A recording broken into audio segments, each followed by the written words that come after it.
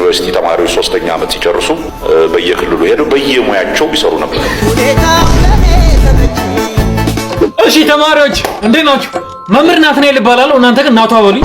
እሺ ሴቶች በዚህ ጋር እስቲ። ወንዶች ደግሞ በዚህ ጋር ውጡ። ውጡና ተራገጥ። ቆይ ግን ከመውጣት በፊት ነገ ስንመጡ የኔ ቤት ስራ ሰርታችሁ ነው። ነገ ስንመጡ አንዳንድ ሳንቺፕስ ይዛችሁ ነው። ቲሸሪያ ምንድነው? የቤት ስራ።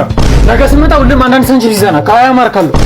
ደግሞ የተለያየ ፍሌቨር ይዛችሁ ነው። እኛስ ቲቸርኛስ እናንተ ደግሞ በኔ ትምህርት አንዳችሁም አትወድቁም። ወይኔ ደስ የሚል አስተማሪ ቲቸር ካሁኑ እየወደድኩኝ ነው። ቲቸር እኔ እኮ ባለፈው ሴሚስተር ላይ ከ120 ነው የተሰጠኝ። አሁን አስተካክሎ ብታይ ቲቸር እንዳልወድቅ ፈርቼ ነበር። ምንም እንዳታስብ ይኸው 100 ነው ያደረኩት። እንደዛ ከሆነ ቲቸር አንተም በኔ በኩል እንዳታስብ።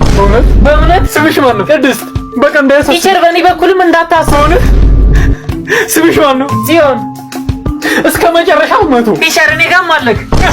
ምንድነው ሁሉ ለኔ ነው? ኧረ ጋር የዚህ ሰውዬ ሁለት አበዛብኝ። ቆይ ጀለስ ደወለ መጣሁ። አባቢ የት ተመደብሽ? ኧረ እኔ ምን አውቄ።